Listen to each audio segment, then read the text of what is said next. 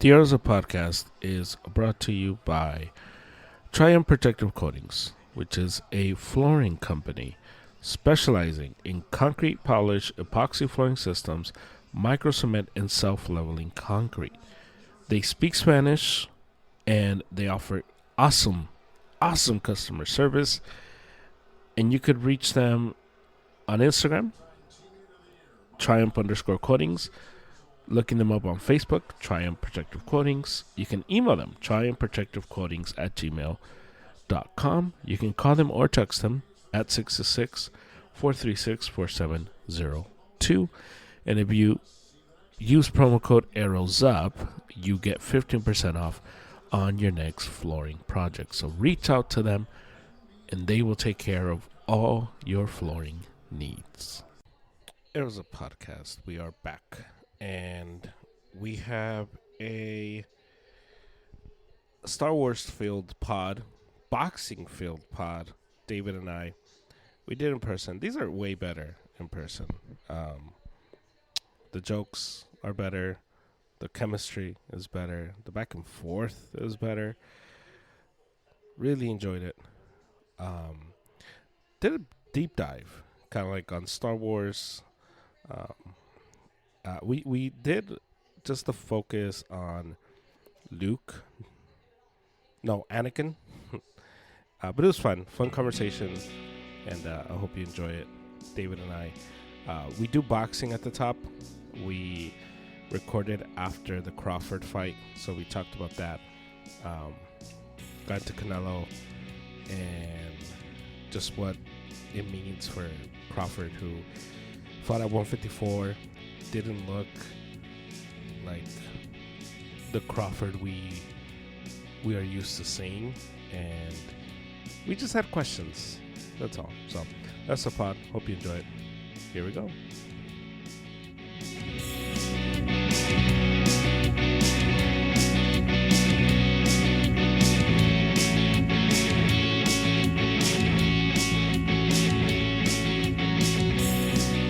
So this is supposed to be a Star Wars podcast.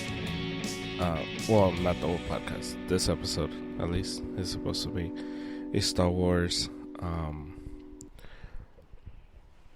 semi-deep dive. I don't want to say deep dive, because then other Star Wars nerds are going to be like, well, you forgot this part, and you didn't mention this. Yeah. And so it's like a shallow dive. Yeah, it's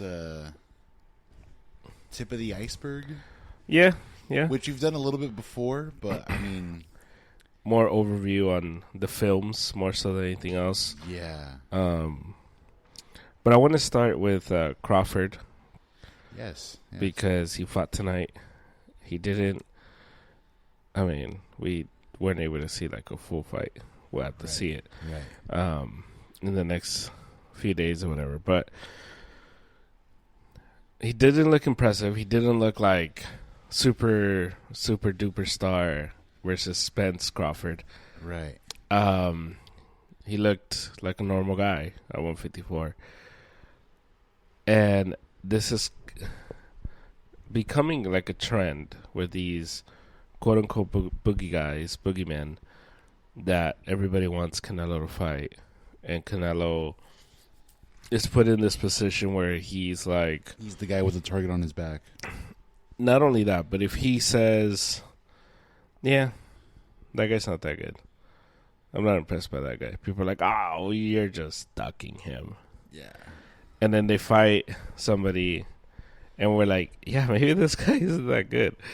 And then the conversation goes from like, oh, Canelo's ducking him to like, oh, man, this guy wouldn't beat Canelo. So it's like the goalpost gets moved. The conversation changes over and over. But yeah, there's probably going to be enough hype around this Crawford's thing that might get done. We might get Canelo Crawford actually before we get Canelo Benavidez. So I watched when you were making my latte, which was delicious, by the way. Yeah. Shout out to you with the delicious latte. Yeah. But I watched the post-fight interview in the ring. Right. And so, Chris Mannix is like, hey, man, so... Canelo. Do you still want Canelo? And you could tell he was kind of like, well, like, yeah, like, if sure. the money's right. If the money's right. And then even later on, he's like, oh, yeah, if it makes financially. We're like, So when boxers start talking like that, it's like, I don't want to, like, but if... like, I'll get punched in the face for a couple $1 million. Yeah. Which, hey, sign me up if, Right. I'll take a punch for... Yeah. How big is the check for me to get in the ring? Yeah. Okay. Shoot me $100 and I'll let you take a shot. No. Me, as not Crawford. $100 to get punched by who? Like you, German. You know what I mean? I'm a normal guy. If I give you $100, you let me punch you in the face? Yeah. No, you wouldn't. Yeah. No. How hard could you possibly hit? No us normal guys. Like no us. retaliation? Yeah. $100? Really? Yeah. Now, if someone said Mike Tyson, even now in his old age, I'd be like, you got to fork over like a couple million. Like just. How much for Mike Tyson to punch you once in the face? You got to think about the damage you might, right, live with for the rest of your life. Right. Hey, call me Canelo, bro. $250 million? No. Yeah? Yeah. For one clean shot from Mike, I'll do it. Okay, how much for 3 rounds? Oh, no. Rounds? That's... 3 rounds. No, 1 minute. One minute? round. One round? 3 minutes. 3 minutes with Mike Tyson. Gosh, that's... It's a long time, but then it isn't a long time. See, it...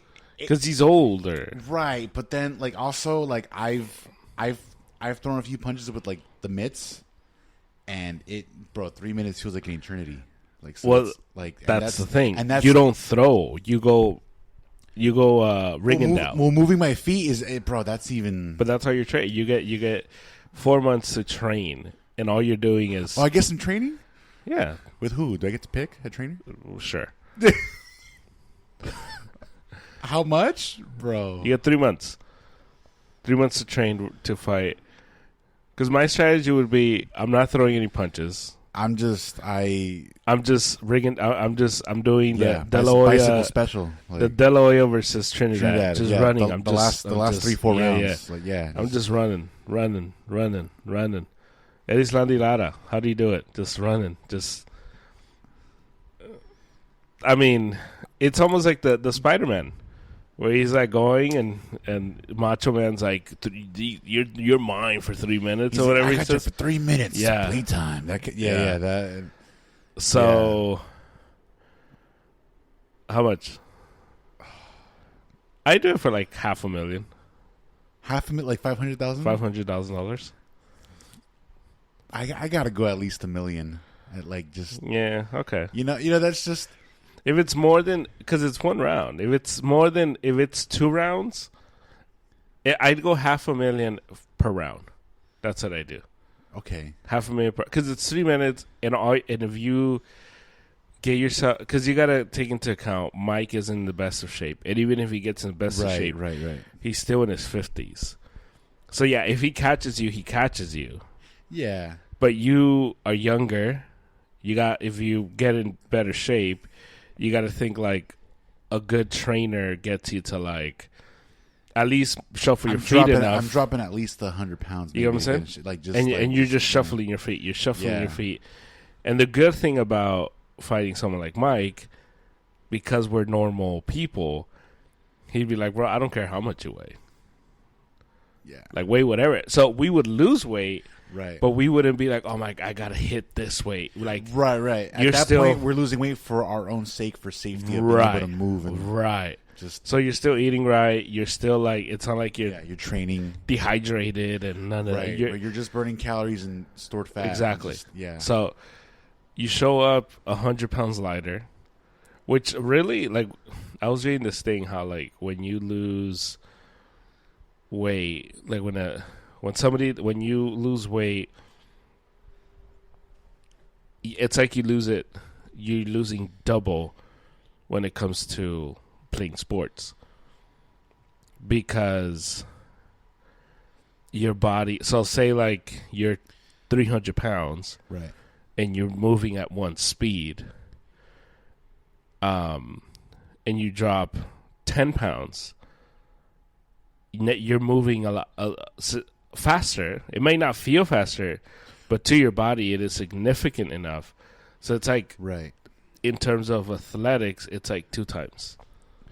Right. Like you feel the impact more of the amount of weight you're losing. Right. Because, yeah. No, I feel you for sure. So you got to take that into account. You get one round of I'm in the best shape I've been in a long time. And Mike, I could move for 3 minutes. Because you got to imagine how many miles are you running. So by that time, your stamina is enough where 3 minutes, you're like, bro, I can just run, duck. Would you? Okay, because you're convincing me. You're me earlier today with the football take. Right. With the like, is it better to experience Yeah. So now you're because now you're making it sound like doable. Where it's like, hey, you just got to move for 3 rounds. So I'm thinking like, do I throw a jab or two just for kicks to say, yo, I engaged? Maybe, yeah. Just a little.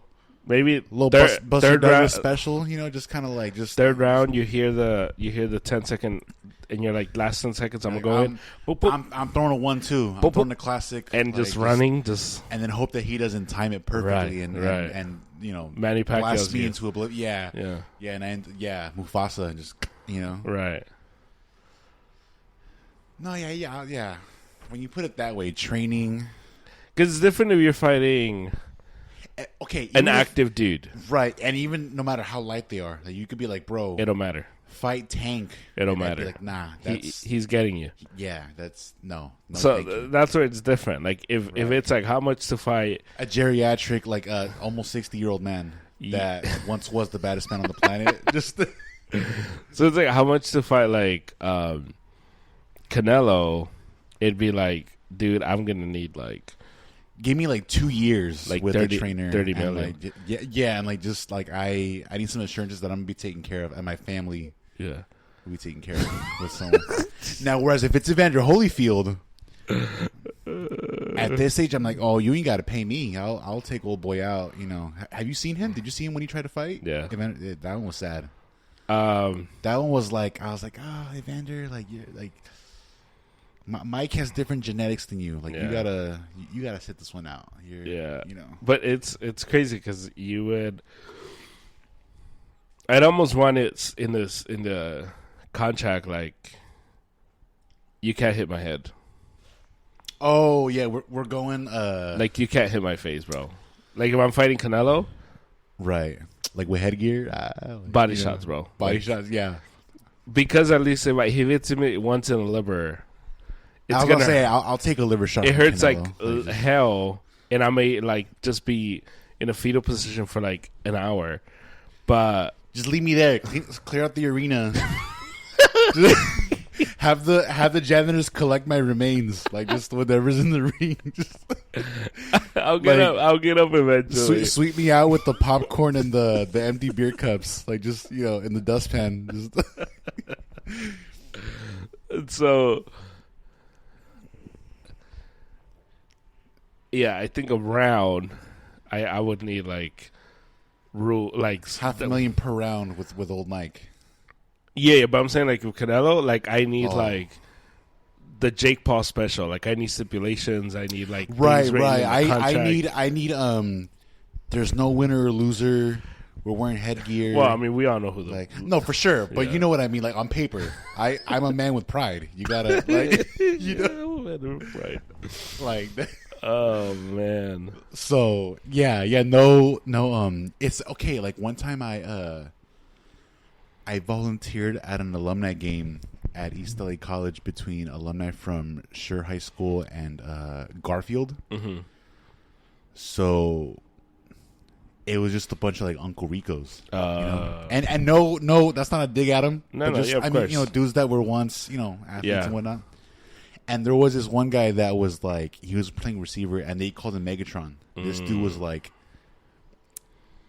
6'2", 230, like jacked. Yeah. Playing receiver, and I was like, yeah, that guy still has it, Yeah. But there were a few guys where like there was a fullback. There was a guy playing fullback, and I was like, he's seen better days. He's got a little tub, you know? And there were guys, and they were the typical like because it's all Latinos too. It's a bunch of a bunch of guys from Garfield. Yeah. Bunch of foos. Right. And there were some dudes playing like linebacker that I'm just like, oh, you're those little league dads that are out there like yelling at. You know? And but they had to set some rules there, like, oh, we're not doing blitzes. Like, you cannot do... Yeah. Which I'm like, that makes sense. You guys are late 20s, early 30s. Probably got some kids at home. Yeah. You work a full-time job. Yeah, there's no need to I don't need you storming... I don't need you shooting on that A-gap trying to get to the quarterback when you got back problems already without even playing sports. Right. Like this, and it was funny. It was funny just seeing we don't need you to be Fred Warner tonight. Don't leave that at home. Like, just make it home back to Celia and little Santino. But yeah, they're like, no blitzes. Right. Take it easy. You can cover if a guy comes. Tackle him if he comes at you. But so like with the boxing, it'd be like, hey, no headshots, headgear. After 3 rounds, and it'd be shorter rounds. Like I can imagine they'd do like, yo, you're getting 2-minute rounds. Like just do like, you know. Would you rather get punched by Canelo or get hit by Prime Ray Lewis? Like you're going down the middle, they're gonna throw you the ball, and wham. Oh, I'm playing receiver against Ray? Oh, no. Punch, huh? I think, okay, because the receiver one, that's like, it'd be one thing if you told me, yo, you're playing running back. No. And you're like, there's the gap, and I'll meet Ray head. I'm like, I'll do that. No. You know, I did drills with like Aaron, where they let me play running back this one time JV year, and I was like, but no, the receiver one, that one's like bro, I watched Edelman take all those shots for years. I'm like, that does not look fun. Like, that's, Canelo? I think I'd take a punch from Canelo. Yeah. Just take me out of my misery. If I get knocked out, I get knocked out. I go to sleep. But a hit from Ray, like just, bro, that's like your ribs, your lungs. Like that's, that's. Yeah. Yeah. Mind you, I've never been punched, so I don't really know. I don't know that pain at all. Right. Whereas with football, sure, I played offensive line, so it's like I didn't take that many shots, but there were a few times where like the first day you do pads and you get hit, you're like, oh, that's like that guy's lunging for your chest to. Mm-hmm. So I felt that, so I know how bad that hurts. So I'm like, again, playing receiver, I'm like, I don't know. Because also with boxing, they say you most likely won't see the punch coming. Right. So it's like I'll see Canelo when I wake up and thank him for the bag. Like that, I'll just like, hey, thanks, bro. You open your eyes and he's gonna be like when he was versus Khan and he's just like on his knees. Yeah, and I'm like, hey, that's evil. Meanwhile, I'm like strapped to the little thing to like take me out of the arena, like the little bed. Yeah, just with a thumbs up. Yeah, I'm okay. The little the things on my neck, like the neck brace. I'm like. Hi, Mom. I'm okay. And I'll be like, did you wire the money to my account yet? Like, and then, all right. Hey, I just checked my account. It's not there yet, man. What's going on? Can you double check? Is this De La Hoya? Is De La Hoya behind this? What's going on? Was this a Golden Boy promotion? Bro. Hit up Eddie next time, bro. Yeah. Hit up Eddie Hearn. Eddie knows. Eddie knows. Oh, my God. Eddie's got my account number on file, bro. Like, bro. What about you? Would you take a punch over or a hit from Ray? I think I'd go with the hit, just because if I know it's coming, because it's coming, right?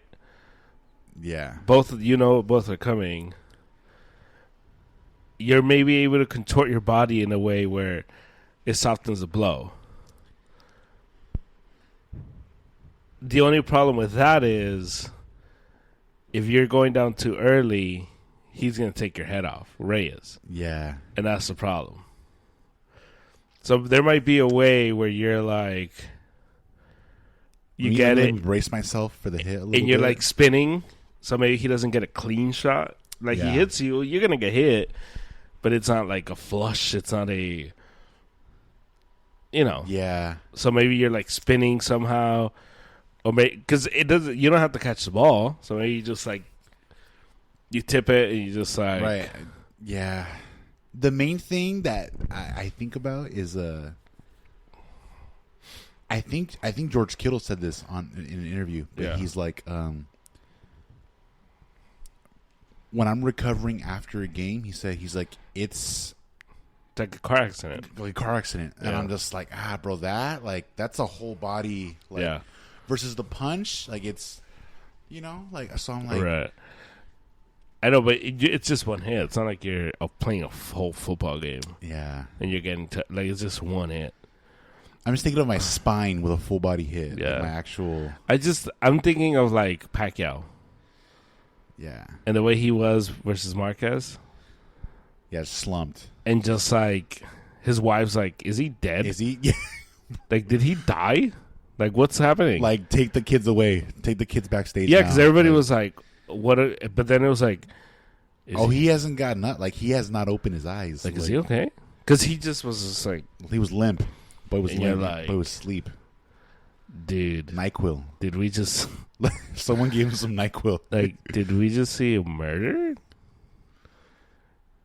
And it was like 10 minutes later, 15 minutes later, and it was like, oh, no, he's up. And it's like, this is Manny Pacquiao. Like, all-time great. It's not like it was like some random, like, bum. Yeah, this isn't a street fight. So, yeah. And then the Khan one, because, Canelo hits us, it'd be like, Khan, we are out before we even hit the ground. And then you hit the ground again. Exactly. Yeah. That's why I'd ask for headgear, bro. Yeah. You're still night still. Yeah. The Pacquiao Ricky Hatton knockout, that one was bad too.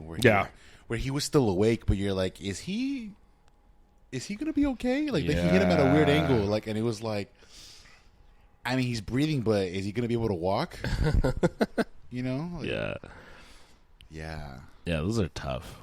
So anyway, Crawford, Canelo might be something they start pushing. And by the sounds of it, it might be something Crawford might be like, oh, yeah. You think so at this point? No.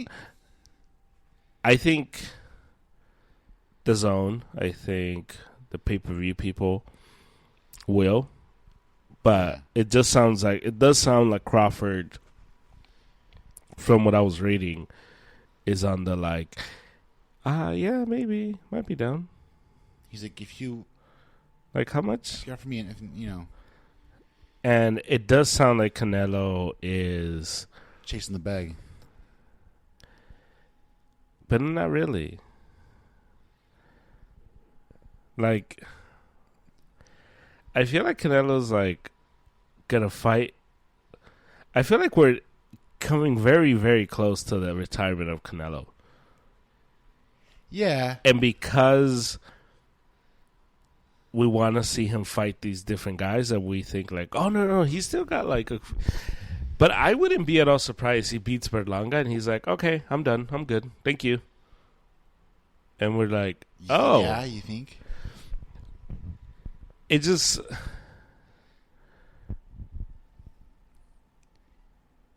There's no other explanation as to for him not fighting Benavidez. None. Absolutely none. If he's not retiring. There's no explanation that makes sense business-wise, financially. Like, if you're chasing the bag, Benavidez, Canelo gets you everything. Yeah. Because it gets all the casuals in. It's the number one thing promoted. You get the Zone and PBC and everybody else to like compete for who's gonna get the pay-per-view. You're able to sell that pay-per-view at like $100 probably. and you're able to rival the UFC for that night, you easily come away with like 200 something million. Easy. The promos would be crazy.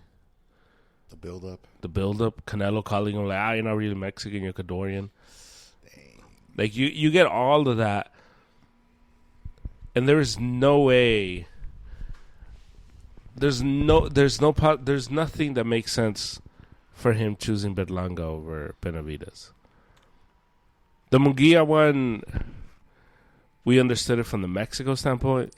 Yeah, he was doing a battle for his guy, for his countryman. Right. This one doesn't make any sense. Yeah, this one hurt. When we recorded last week, he hadn't posted it yet. No. There were all the reports that it was coming. Yeah, he posted it after the pod. It might have been the day after. Yeah. And we're like, bro. Until he posted it, we were kind of fingers crossed that it wasn't going to. And he posted, but he only posted himself. And we're just like, bro.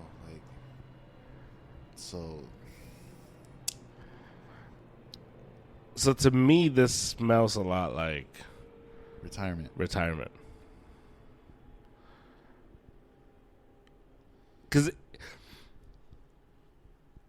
And then he loses the IBF.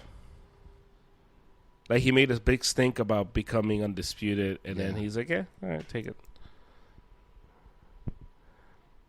It's just like the breadcrumbs are there for him to the exit, fight Berlanga, beat him, and maybe fight somebody else, and say, okay, thank you. That was fun. I'll see you later. Man. It just... I'm not ready for that. No, because even he himself, okay, not to throw the shade at him, but years ago, and I mean maybe 2-3 years ago, he was when he was chasing Undisputed and he was beating dudes. Yeah. I can't remember what fight it was, but Eddie Reynoso had said, if it were up to me, I would want him to retire in a couple years, sooner than later. Mm-hmm. And I think at the time he was maybe about to be 30 or 31.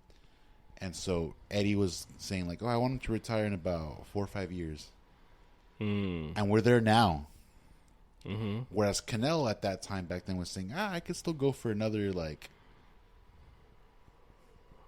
maybe till I'm 37, 38. And Eddie was like, I don't know if I want him to fight that long. I think he could be done before then. And so if what we're feeling now is maybe he might be done and he's gonna retire when Eddie said he was gonna retire, it's dang. I was all in on him fighting at those later times. Yeah. Because he gave us the whole I'm chasing legacy, I'm chasing greatness. And so not that he needs the Benavides thing, but I'm just I was, I thought you were gonna enter your the Benavides your Tom Brady where it's when Tom Brady still had when he had 4 or 5 rings, it was hey bro, if you walk away right now, no one's mad at you. Yeah, you're the GOAT. You don't need that 6th. Well, no, had he walked away after the Falcons? Yeah, that was you're that's because after that game, I feel the narrative changed. Everybody was okay, he's the GOAT. Yeah. But he still went and exceeded expectations. Yeah. And there was a time where it's bro, when he was with the Bucks, it was you're still in MVP runnings. Yeah. And you're this old guy. Right. So with Canelo, when he was I'm chasing greatness and legacy, I'm you're going to be that 35, 36. You're what Crawford thinks he is right now. Right. Chasing. And so if he were to just chase the bum money fights right now or just call it quits, I'm bro, I was waiting for you to Well, Benavides would have been, or would be, because maybe he does fight him. We don't know. It would be his what Canelo is to Floyd, Benavides would be to Canelo. Right, yeah. The feather in his cap. The difference is, as much as Floyd always wants to do the like, I beat him in his prime. I was out of my prime. I was like, he wasn't. Bro, he was 23, bro. Like, relax. he was in his prime. Like, okay. Yeah. But he would always have that. Canelo would always have that. And Benavidez would be like, okay, but my real weight was like 175. And it's like, it doesn't matter, I beat you. Because that's really the trump card. Like, even if when we say, like, he wasn't ready for Floyd, it's like, yeah, I still beat him. And it's like, yeah, okay, yeah. That's the trump card. So, but it just doesn't seem like he's interested. And from one standpoint, I get it, because I don't think Benavidez can hang. Yeah. But on the other side, I'm like, okay, but can you show everybody else that? Like, I believe you. But Right. And after watching Benavidez fight 175, it's like, yeah, like it's, like, are you sure you're 175 pounder? Yeah. You sure? Yeah, it's weird. It's a weird situation because he is Benavidez. Is he? Because that guy's full of crap too. Because he said before his fight at 175, he's like, I'm done with 168. That's what he said. Yeah. He's like, I'm not waiting for Canelo. Okay, cool. Goes up, fights that dude. Looks normal. Doesn't look like the big boogeyman. Yeah. And then at that press conference after the fight, he's like, I'm thinking of going back down 168. And we're like, oh, okay. So,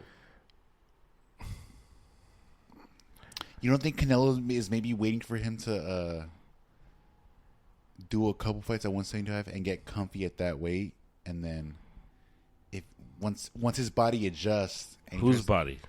Benavidez to 175, and then it's like, oh wait, come back down to 168, and then it's harder for Benavidez to because you like body changes as you get older.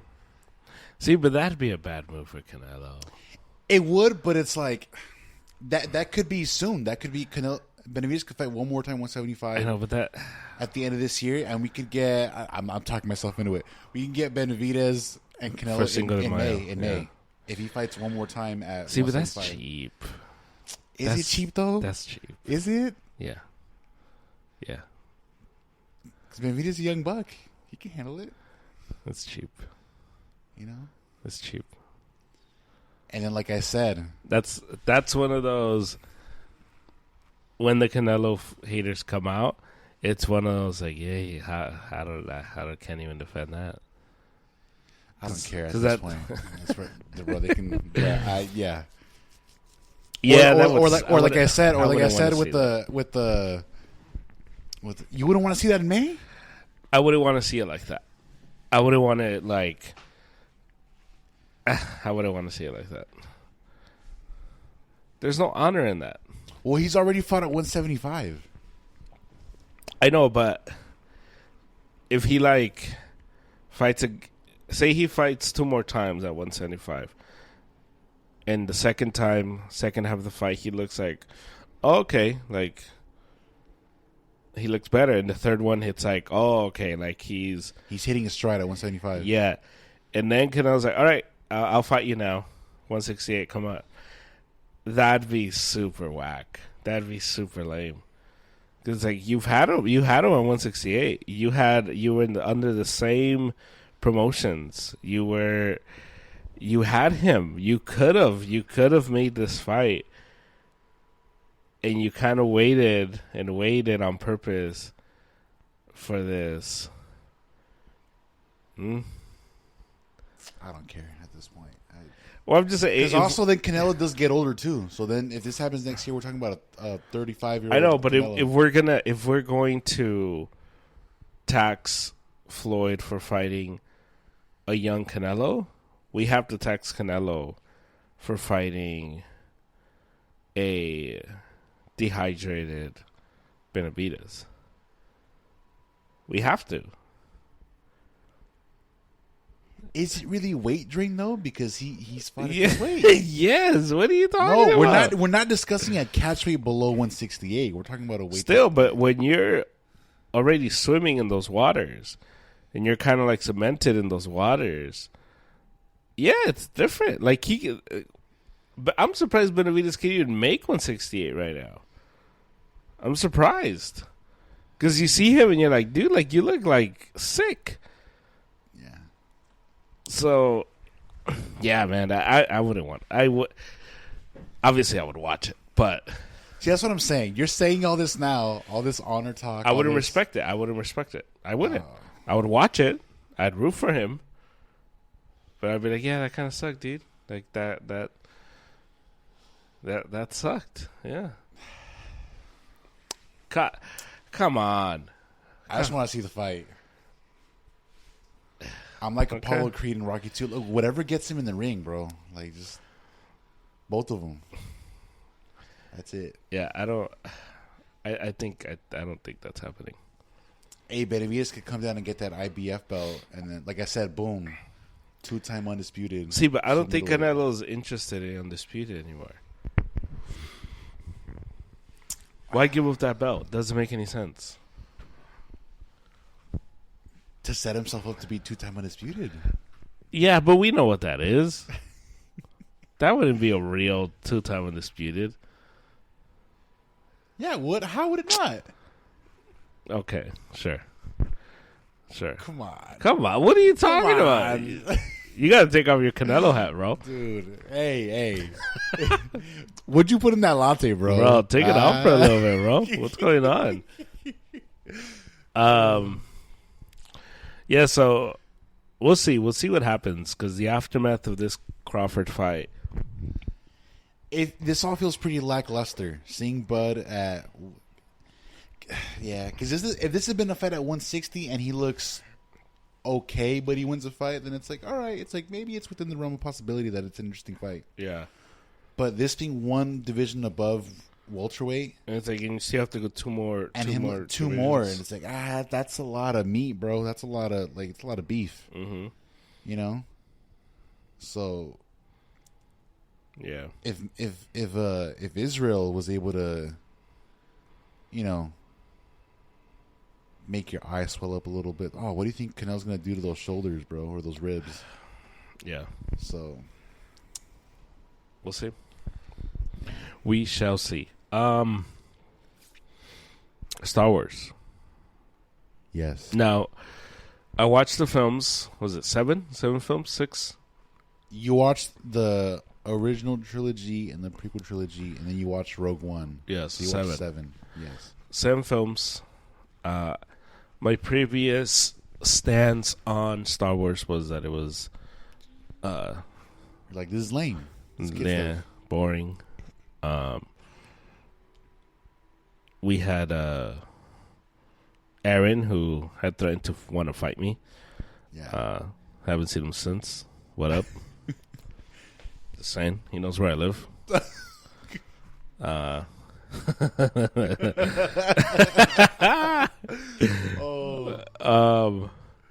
You heard him, bro. That would Hey. hurt. He was like, "What?"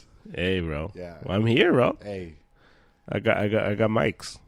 I offered him a chance to this how God say he didn't take it.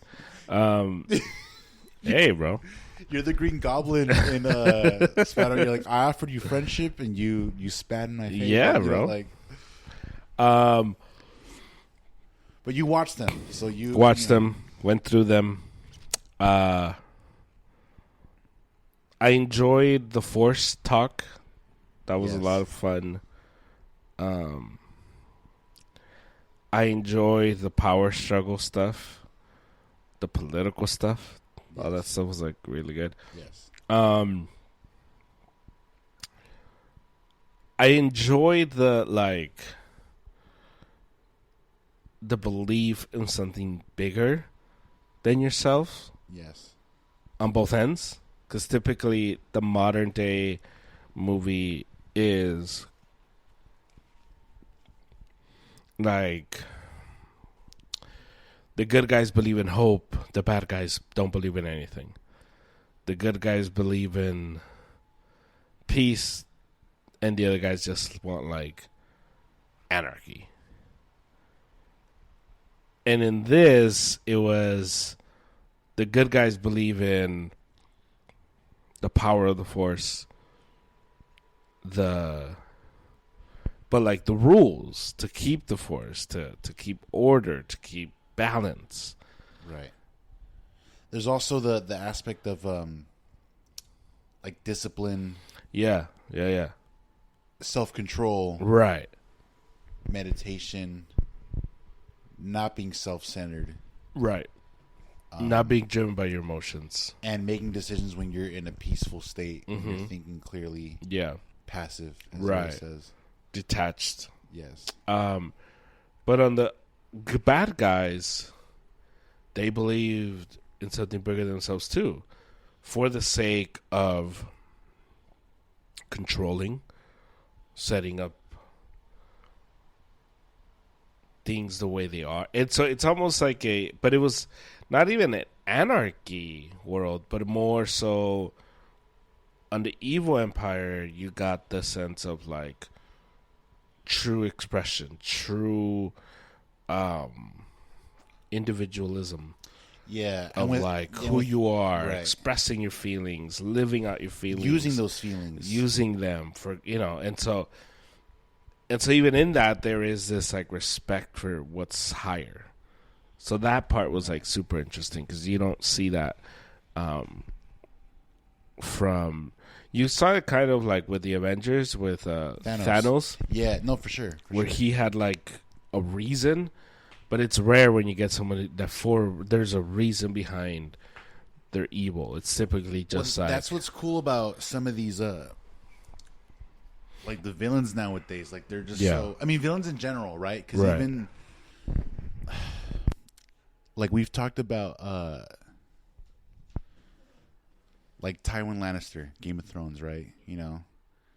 Sure, bad guy, villain, I guess. Right? But it's like when he starts talking about where he's like, "I'm doing this for my family. I'm doing this to further my legacy, and we are at war." Right? And he's just like, and. Like, no, I see that. Like, that's, yeah. Or even in the Black Panther sequel, the villain Namor, he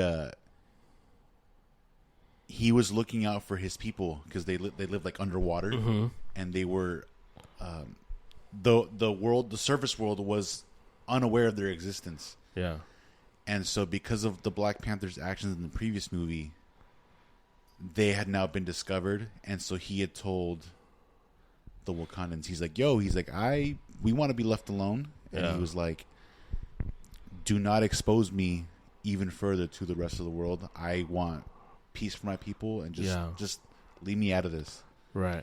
And he told them, he was like, if you do expose us, he was like, I will kill you. I'm drawing this line in the sand. Right. And so it was like a running joke, like on TikTok and like online after the movie, because he did like spoiler. Sorry for if you haven't seen Wakanda Forever, but he kills the queen. He kills Black Panther's mom. Yeah, because they exposed him. Right. And so a lot of people were like, "Yo, like I wasn't that mad at Namor. Like I was kind of rooting. I was like, I resonated with the villain because he said he stood on business. He was like, leave me alone. If you don't leave me alone, I will retaliate." Right. And he retaliated. And so it's like, and so that's why, like, when you mentioned like the Vader stuff, it's like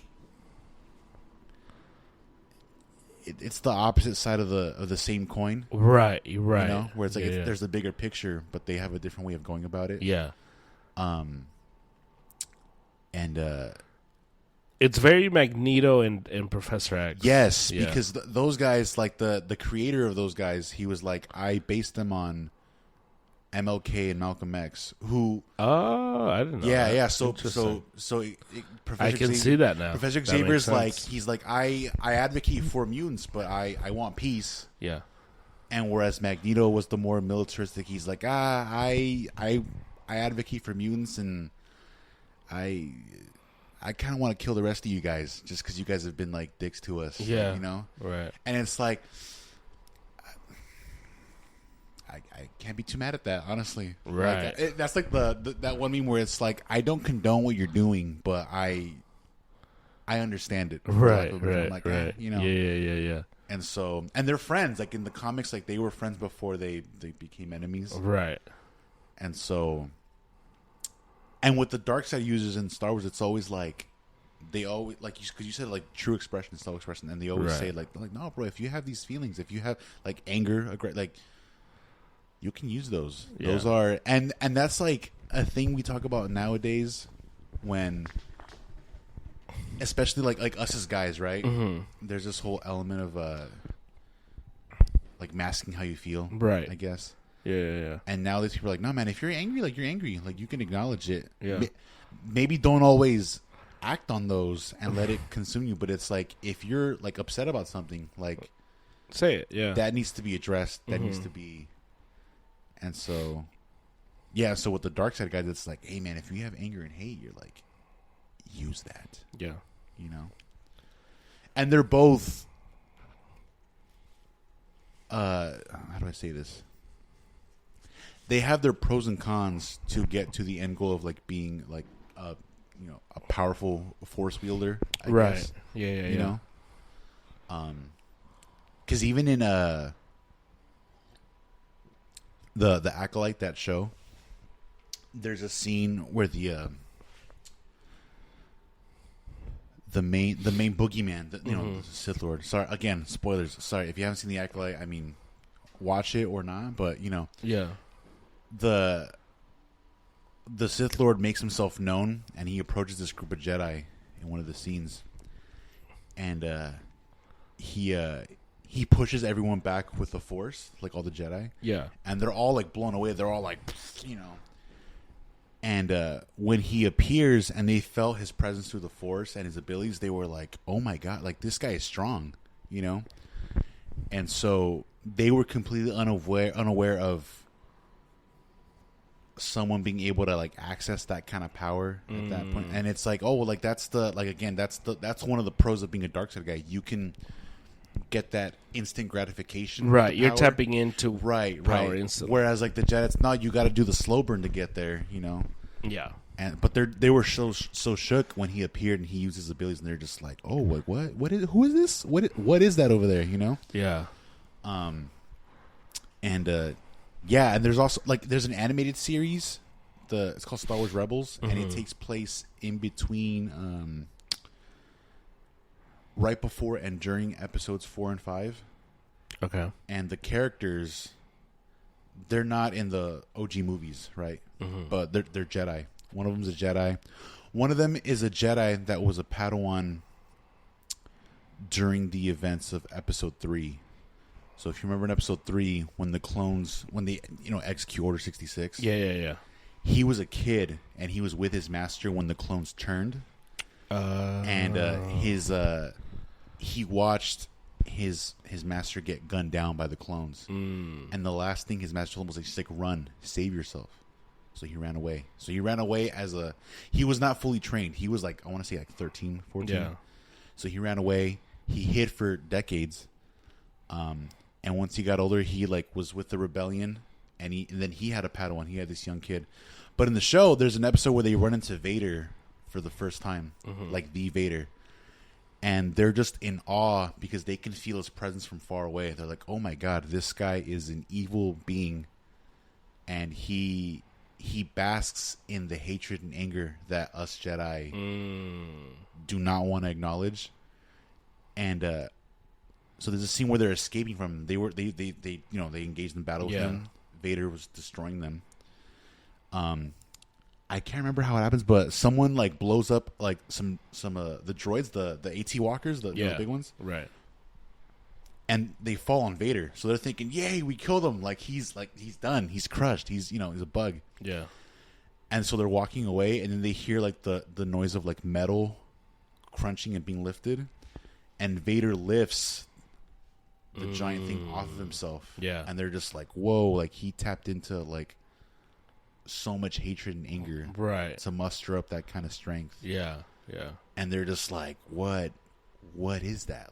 How do you even get to that right that place? Yeah. And it's crazy because at that point in time, I mean, because you saw it's a secret. They don't know no one knows what happened to Anakin Skywalker. Oh. So there's that whole element with Jedi. Yeah. With Jedi after Order 66 and Jedi before, everyone looked at Anakin as like the savior, right? The chosen one, yeah, so to yeah, speak, yeah, right? yeah. You know, yeah. And so,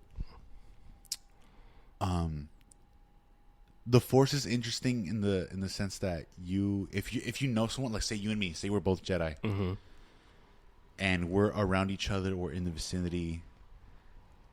It's almost like scent with like dogs, like you have a scent. Yeah. I will be able to sense you, and I'll know it's you. Like if I go somewhere and you're there, and I'm like, oh, German's around here somewhere. I can. It's kind of. Yeah. But if you change so much, it can be unrecognizable. So they knew of Anakin. Yeah.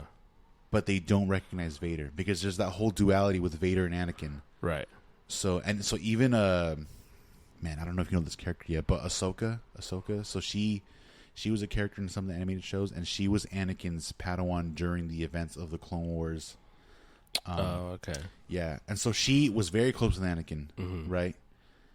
And so she appears in the animated shows later, after he's become Vader. Yeah.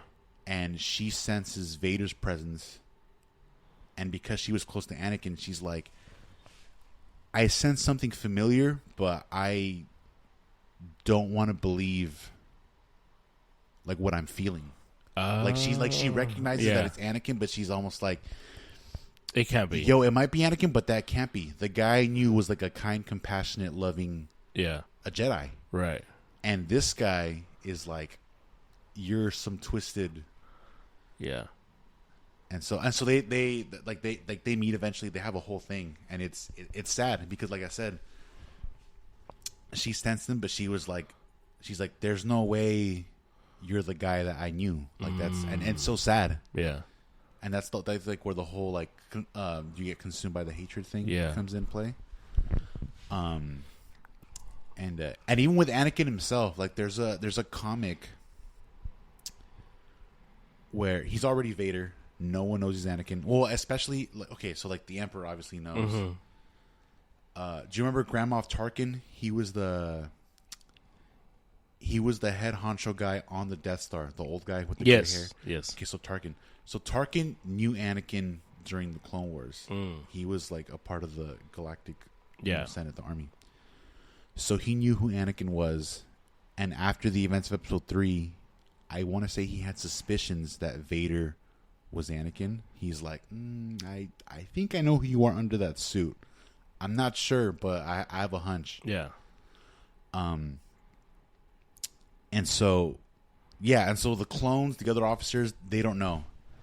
I think the rumor is that Anakin, like the rest of the Jedi, was killed off during. Oh, okay. Right. Even that he fought valiantly in the temple. And he died. Where he himself was there, the one, cutting down kids. Right. Shout out to the younglings. And so there's a comic where Vader and his officers go to an old abandoned prison where Jedi would take captives. Yeah. And one of his little lackeys is like on the computer, and he's like, there were a lot of prisoners here, blah, blah, blah.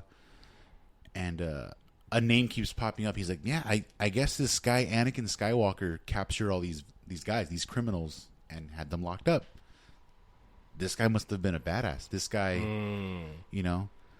and so I think like, this dude was like the almost like a detective today. Like this guy caught several guys, blah blah blah, and the officer's like, man, he's like, Vader, did you know about this guy? Like back, he's like, I wonder what happened to him. That's what he asked Vader. And Vader, because he hates himself, and he says, oh, I killed that guy. He's like, I'm the one that took him down. And so you see the whole, like, killing of Anakin Skywalker to become Vader. Yeah. And so it's crazy. That's, like, there's the Obi-Wan show where it's, like, they really play on that where it's like, oh, dude, like, Yoda told Obi-Wan, he's like, the boy you trained, gone. He's gone. Forget him, bro. Yeah. You got to take him down. Right.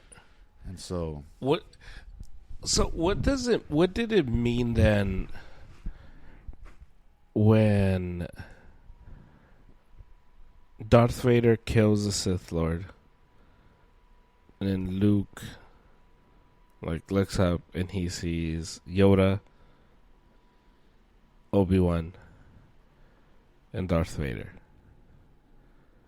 What is this? Or Anakin, you mean? Right, like. Well, yeah, but he's right. dressed as Darth, right? No, he's Anakin at the end. He goes back to being. Oh, okay. So like the Force Ghost, right? The Force Ghost scene. Yeah. So that means that like he's been redeemed. So in those final moments, and that's why it the whole like we talked about the last time we talked about Star Wars, where Luke was like, he's like, you're not all bad. He's like, I can sense that like you have conflict within yourself. Yeah. And so when Vader killed the Emperor to save his son, and he's like, dude, you're right. Like, I'm not, I'm hurt.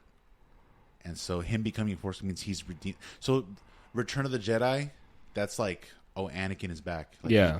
He's the Jedi that returned, But nothing happens from there, huh? Because he's dead? Yeah, he's just the Force ghost. But he never plays a role ever again? He does. Even though he's dead? You mean like in the Star Wars universe moving forward? Yeah. Oh, he does. Yeah. That's what's so cool about them making Star Wars content now. Like as a good guy? As a good guy, yes. There's so Ahsoka, his Padawan, she gets a live action show. And in the show, and this is after. Yeah, this is after the events of Episode 6. Okay.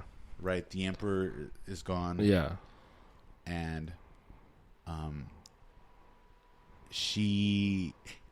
we talked about this earlier today, but Ahsoka needs closure because she also feels responsible a little bit for what happened to Vader. Yeah. Because the way they set this up with the shows too, it's so brilliant. Because obviously Obi-Wan feels bad, right? He feels like, man, I failed him. I was not the guy he needed. He needed Qui-Gon. I couldn't do it. 100%. Yeah.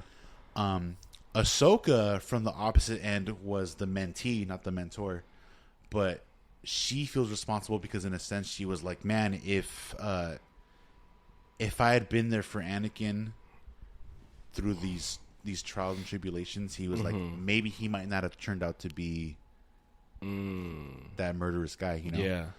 And so he died, obviously, before they got to speak about it, right? And I don't think she knew at that moment in time that he went back to being a good guy. Yeah. But she gets a form of closure in the show, and Anakin, like I don't know if you watched it or not, but right. He appears like in almost like Force Ghost form, and they talk, and they engage in battle too, like in the netherworld of the Force, And he wants to teach her some lessons, and you can tell she's bitter. She's just like, I don't know if I want to listen to you because you did these things. Yeah. And when she brings that up slightly in the least, Anakin, he's like, is that what all this is about? Like me, like you can't let my mistakes define you. Yeah. He's like, that's my fault. That's right. And he's like, he's like, I don't want you holding yourself back, and not moving forward with your life because of some things that I did. Yeah. He's like, that's not a reflection of you. He's like, that's all me. Right. And also they used the actor. They used Hayden Christensen. Okay. So seeing him live action again as Anakin with Ahsoka, it's like, oh, dude. So for all the kids that like watch the animated shows to see the culmination, yeah, it was like, oh, dude, this is great, So he does appear again, for sure, and it was glorious. The visuals too that they gave him, there were so many things. They connected so many. How do I say this?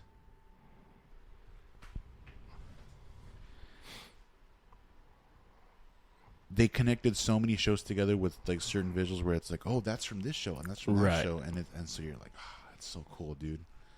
As a Star Wars kid, to have seen, because obviously, like, I saw those movies as a kid, and so it's just to see it all together, you're like, oh man, that's pretty cool. They're doing this now, you know? Yeah. So, and so, is there any more room for the world of the first 6 movies, or no? With those characters, or no? honestly, at this point, I think it's pretty played out. Yeah. Because, so we have those movies, right? And then the Clone Wars show is between 2 and 3. Yeah. And even simultaneously with 3. Yeah. The Rebel show is before 4, during and after 4, 5, and 6. Mm-hmm. And then Rogue One, obviously, as we saw Rogue One. Yeah. And then the Mandalorian show, which I'm sure you've heard about that one. Yeah. That one takes place a few years after 6. And Luke is in it. Luke appears. So, which, that was pretty cool. Like, they had CGI, all that stuff. You know? Right. But yeah, so we've gotten a lot of content from that era. And they're still going to make more. I'm sure they will. And, like you with the Canelo fight, even if it's not honorable, I'm like, I'll watch it. I will be there. Right. Whenever the new episodes drop, I'll be there with, like, my hot Cheetos and my Arizona in hand. Right. But, yeah, I do want to see either Far Before or Far Beyond. Which is what was cool about the Acolyte. It wasn't perfect, but there were some things where I'm just like, oh, okay, that's how that happens, or that's how they did that, or that's how this was done back in the day. And so, yeah, because it like I said, it takes place like more than 100 years before the current era. You know what I mean? Oh, okay. So, but Yoda's in it, which in the Acolyte. Yeah, because it makes sense because.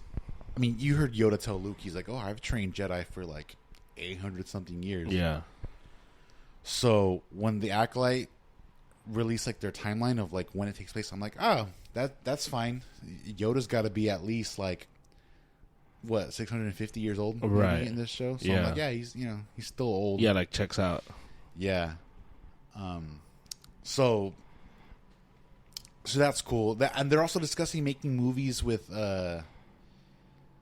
they want to make one that goes far back to the origins of the Jedi becoming an order. Like becoming like an organization, yeah. I guess. So. But yeah, but the current stuff, I'm like, and like I said, it's cool. I'll watch it. But I'm like, can we... And that was the big thing in retrospect with the sequels, episode 79, which you haven't seen yet. Yeah. There was this whole idea of like... having Harrison Ford play Han again, and Mark Hamill, and Carrie Fisher, rest in peace. Yeah. Which I'm like, yeah, that's great for like the nostalgia, but I'm like, bro, can we move past and just innovate again with new stories within this universe? Yeah, and I think it's possible, but gotta sell merch, gotta you know, not that you can't sell merch, of course, but it's like, but you know what I mean? It's like, oh. All of a sudden, there's a boom again in like Han Solo toys and Jedi Luke Skywalker. But it's like, can we get? Would they ever remake those movies? 4, 5, and 6, or like all of them, or yeah, the first 6. Nah, I don't think. You don't think so? No. You think those movies are untouchable? Yeah. I agree with you, but like it's, Would the Star Wars world like the fandom riot? They would hate it. They'd be like, "What are we?" Now, I will say this: with 7, 8, and 9, yeah, they are screaming for like, "Yo, can we disown those movies and just remake?" Yeah. So for those, yeah, they're all on board. They're Yeah, like, but oh, the bro. first 6. But the first 6, they're like, no, that's a story. A common phrase used online is because you mentioned canon, the word canon, right? Yeah. They're like, oh, 7, 8, 9, I don't consider them canon. They're like, which I mean, sorry to break it to you, like they are. Yeah. You know, it's like when people use the whole like, not my president, like no matter who your guy is, right? And it's like, well, you live here, which so is like, it's like, hey, bro, like I don't like I know what you're saying, but by default, it's like you live here, bro. So it's like, yeah. So with 7, 8, 9, I'm like, you can say you don't consider them canon all you want, but sorry to break it to you, but Disney owns Star Wars, so it is. Yeah. You know. Yeah, because I wonder. I wouldn't be opposed to that though if Disney was like, you know what, we apologize for 7, 8, 9. We're doing it all over again. New stories, you know. I'd be like, all right, don't mess it up again. Yeah, but the first 6, no way. The first, yeah, because that story. Yeah. The cool thing about George and what he did is when he wrote 4, 5, and 6.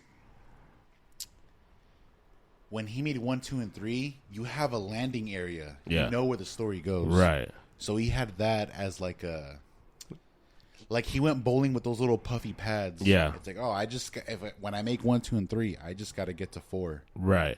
Right. And so, but with 79, it's like, oh, dude, it's like an open world game. You can do. Yeah. You can take it so many different directions. Right.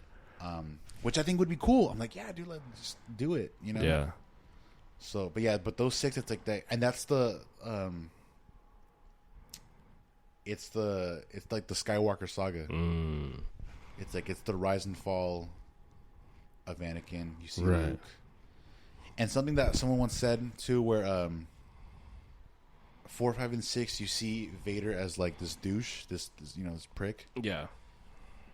And you see him as a big bad guy, but when you see 1, 2, and 3, you're like, oh, I see the humanity in him. I see someone that had so much promise. Yeah.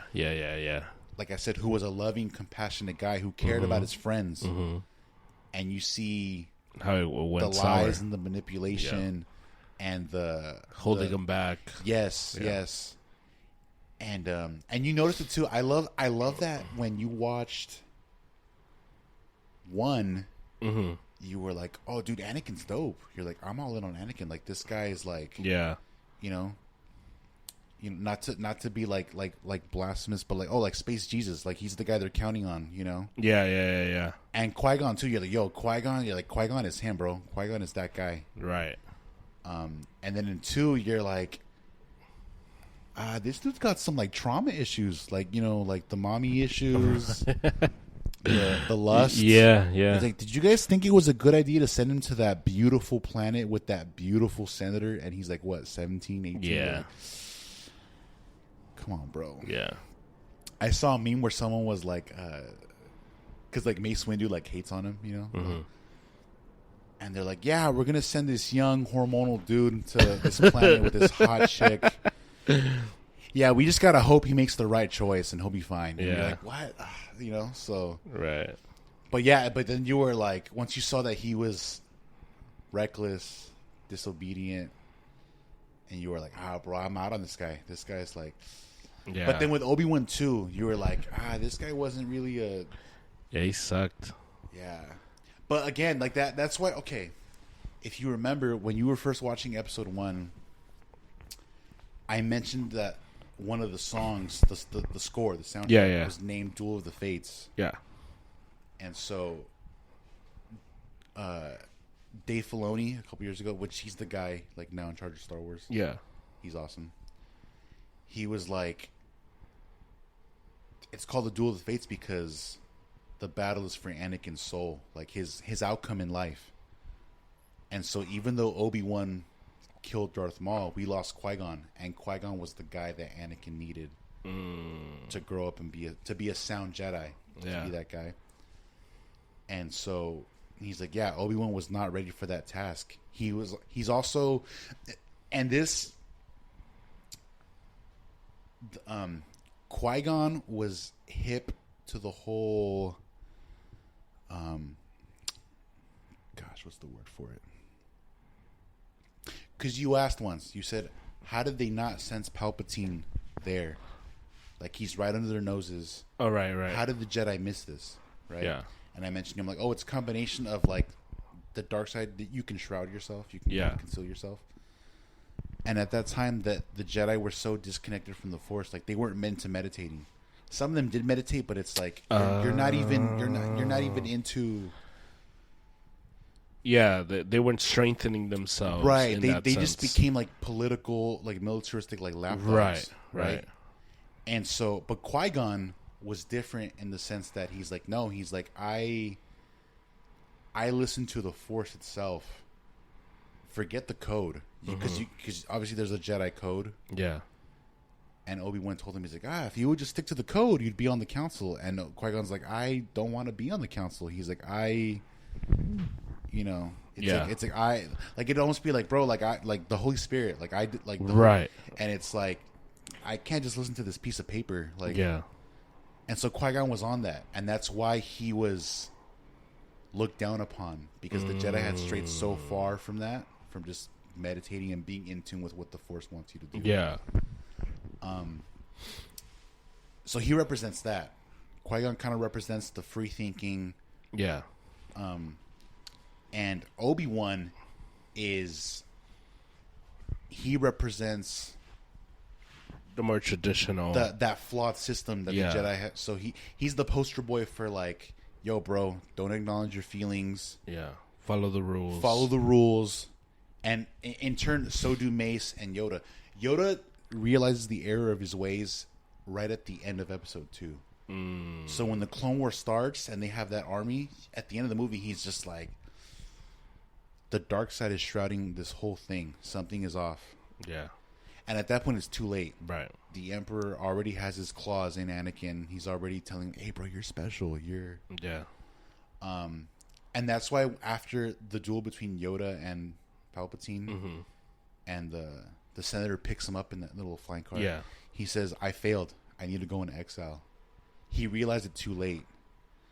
So if they'd all listened to Qui-Gon early on, they're like, bro, we need to be in tune with the Force, because we should be able to sense these things. Yeah.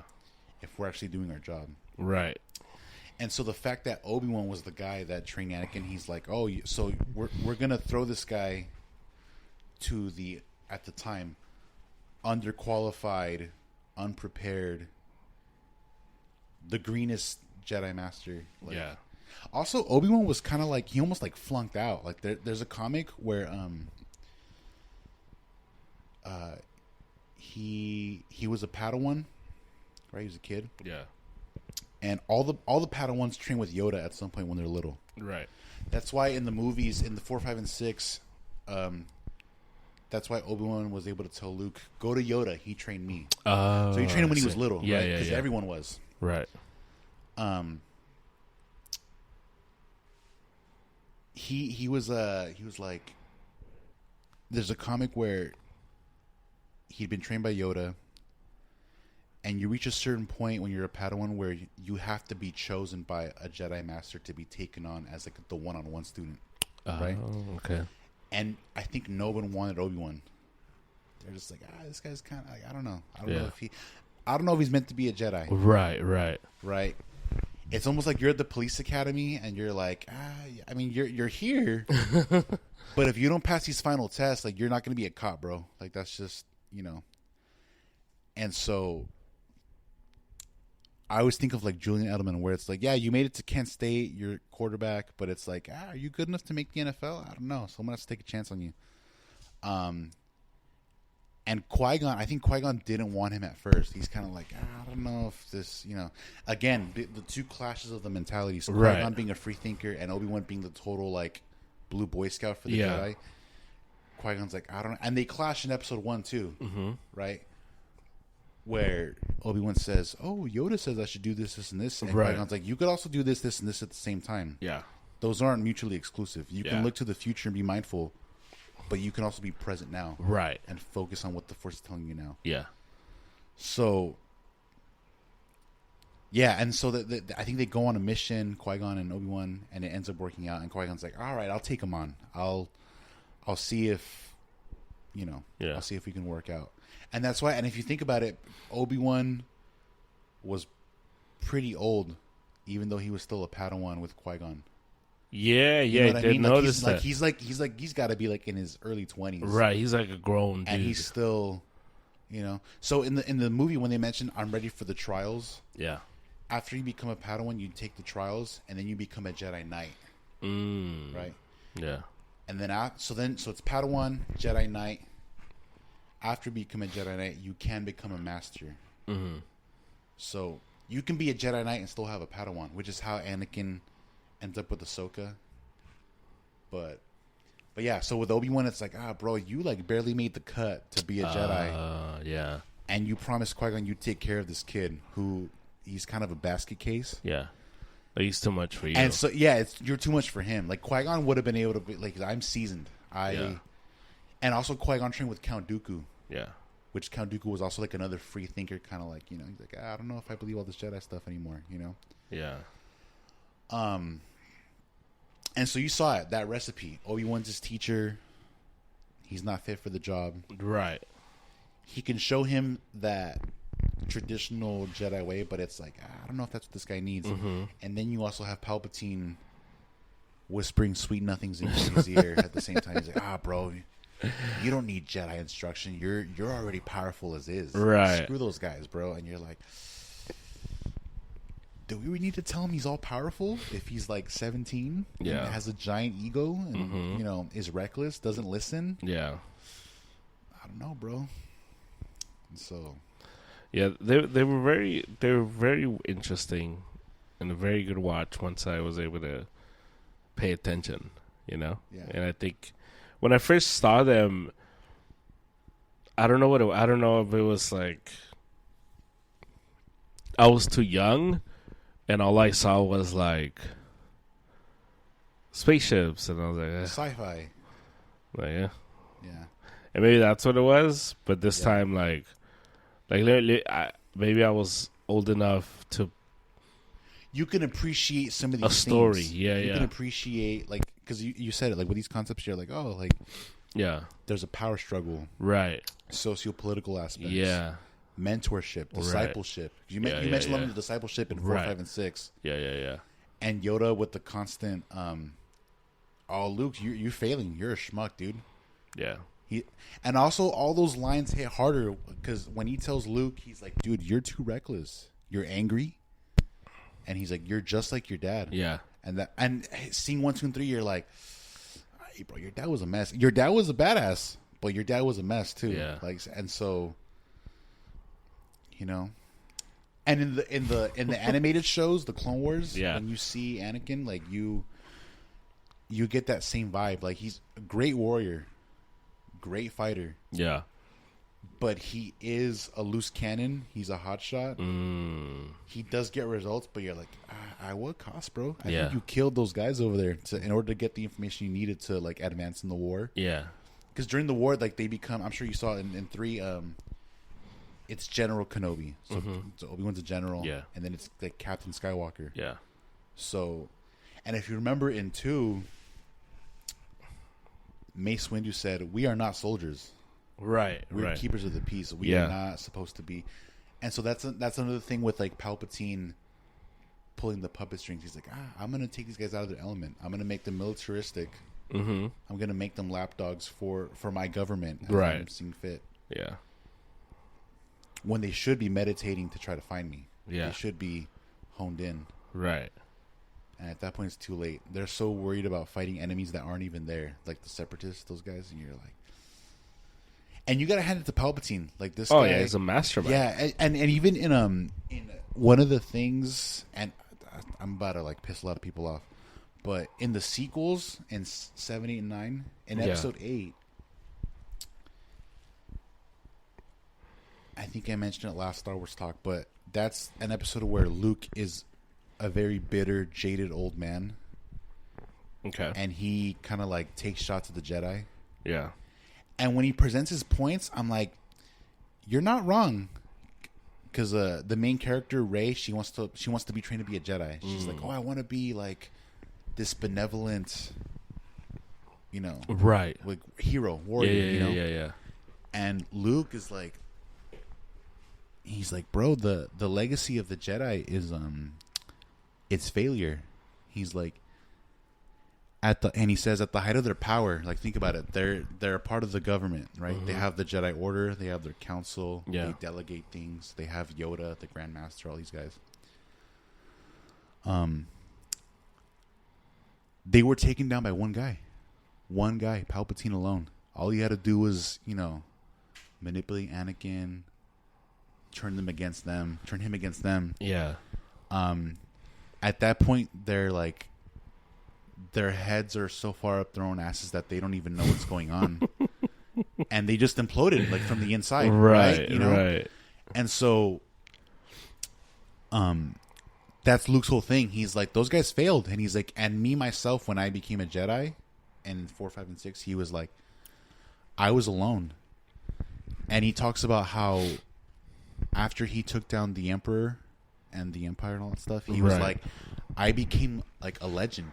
I was Luke Skywalker, legendary Jedi Knight, and I was unprepared to take on that mantle and be like I'm one guy now, and I'm supposed to bring back this ancient order of Jedi and train them myself. Right. And he's like, but I'm at the end of the day, he's like, I'm a regular guy. Like, yeah, I did train. Yeah, of course. But he's like, I'm that's like that one saying, it's like, don't meet your heroes.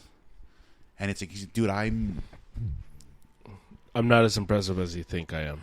Yeah, like I'm impressive, but it's like that's a tall order to ask one guy to rebuild all this from the and so if you look at those guys years ago that had all this power, he's like, they were taken down by one guy because they were so arrogant and like just and so he's like, yeah, the Jedi failed.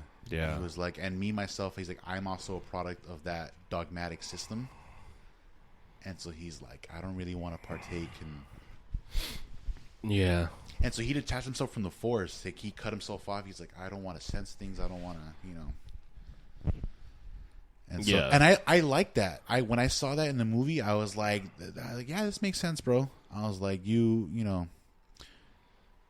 like, could you imagine being like, hypothetical here, but some kind of like post-apocalyptic world. Right. And you're like the last Christian on earth. And there's like still people, right? Yeah, but you're expected to uphold. You're standing on the shoulders of giants. Yeah. And you have to uphold all this yourself. And it's like restart the Christian religion. You got to teach seminary. You got to go and kids. You know what I mean? Yeah. And meanwhile, people too, like they send their kids to you. Because that's the thing with Jedi. Like, again, like we talked, like you send them over when you're young. So it's like, all right, you got to take these 4 or 5-year-olds and I got to raise them up to be pastors. Yeah. And you're a human being. Like, you're just, like I said, I'm just a guy. You're just the guy. Yeah. And so to hear Luke say that, I was like, that checks out. Like, you were alone. Yeah. And so when I hear him saying, he's like, oh, dude, the Jedi failed. They were up here, and one guy was able to take it all down. Yeah. And he even threw dirt at Obi-Wan. He was like, a Jedi Master was responsible for the training and instruction of Anakin Skywalker, and he couldn't even, like, you had one job, bro. You had one job. Dang. And I'm like I said, I was like, you're not wrong. You're not wrong. Yeah. So, yeah, mastermind. Yeah, I mean, he got it. He did it. Yeah, I mean, I think Star Wars is ultimately. I can see the phenomenon. I can see why it's so popular. I can see why the fandom runs so deep. I can see it. It makes sense though. Yeah. What is the? Because I was thinking, like, Star Wars is probably the number one institution when it comes to entertainment, like across the board. Because you start to think of like other franchises. Yeah, and I don't know if like Marvel rivals it, DC, Harry Potter, the modern ones like Game of Thrones, and this is the biggest one, right? What do you think? Dragon Ball Z. No, I think so. Star Wars, right? The only one that seems comparable, just because of like the recency bias and what they've been able to do recently with cinema, is probably Marvel. Because they're both massive universes, but Star Wars has such a advantage because, I mean, sure, you could say like, yo, Marvel has had comics like for yeah, or but even DC, like DC, like yeah, if you look at like Superman, like yeah, Superman was a comic in like 30 something, yeah, which is like okay, yeah, comics, but cinema, it's like bro, in 1977 compared to what the MCU started in 2008 with Iron Man. but it's a different world. It's a different like. I feel like there's less casual Star Wars people than there are casual like MCU guys. Yeah, because you don't have to know anything about anything to go watch like Deadpool and Iron Man and Wolverine. Right. You don't have to do anything. You don't have to get involved, invested in any world, any universe. I mean, It probably helps you. You probably pick up on Easter eggs of what's going on. But you can like show up and say, "Oh, I remember Wolverine. That's cool. I'll go watch that," and have no concept. You not watch the previous Deadpool movies, and you can sit there and be like, "That was fun. That was a fun experience." Yeah. You can't do that with Star Wars. You can't just be like, I'm just going to watch episode 4 today. Have you seen the other ones? Never. Just going to watch episode 4. And you turn it on and you're like... You're like, where am I? You're like what? What like, the hell? Like, what? Yeah. And that's what I mean. Like, I think it's such a different world. Because you could, like, watch a Batman movie. And be like, oh, Batman. And you'll be fine. You're like, oh, Batman. Like, that's the Joker. Yeah. Okay. Alfred. Yeah. Yeah. No, I hear you. Yeah. And it's so definitely different. a lot more like the investment. Yeah. Like at face value and going to watch the like and the know-how, the ins and outs. Yeah. And I think that's the part that's like different. Do you think it also has to do a little bit with like the Marvel stuff is rooted in like our world? So it's like our world, like presently, like Earth. You know what I mean? Gotcha. So it's like when you watch like Deadpool and Wolverine, it's like, oh, like they're in a minivan. Like they're talking about stuff that I like. Like in the movie, like Deadpool works a job at like Best Buy. Like he has a crappy job. He's stopping Deadpool. And you're like, yeah, I can relate to that. I can see that. Whereas like Star Wars, it's like we're in a galaxy far, far away. Yeah, we are in fantasy land. Right. We're in my dreams. Swimming, Yeah. You know. So you like you got to know, like you said, the ins and outs. Like, oh, you got to know what's going on in Star Wars because you're not going to be. Maybe your character's not in the U.S. like just chilling here. You know. I think it's more so the connection to everything that they all have, where. The Marvel movies don't have that type of connection. The Marvel movies and DC movies maybe set up each other. There may be a setup in there of like, oh, they introduced this guy, so therefore that guy's getting a movie next. But there isn't a very clear like correlation attached across the board. Like, you watch 4, 5, 6, and you just see like the Scarlet Thread.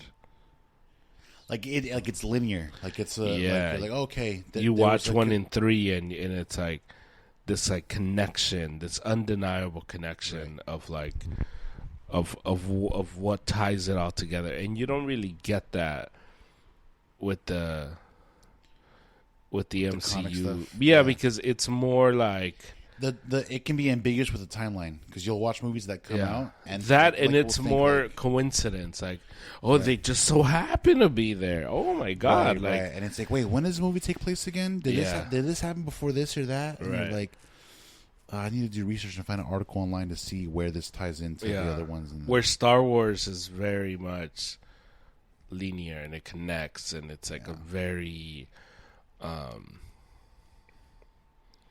a deep connection across the board. Yeah.